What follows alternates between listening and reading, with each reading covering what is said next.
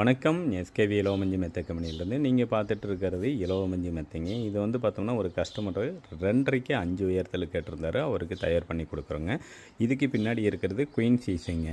இந்த க்ரீன் கலரில் நம்ம கம்பெனியில் ஃபாஸ்ட் மூவிங்காக இருக்குங்க. இது எல்லாமே பார்த்தோம்னா பாம்பே டைங்கில் வரக்கூடிய டிசைனுங்க. ஒரிஜினாலிட்டியாக இருக்குங்க. குவாலிட்டியில் காம்ப்ரமைஸ் வரவே வராதுங்க.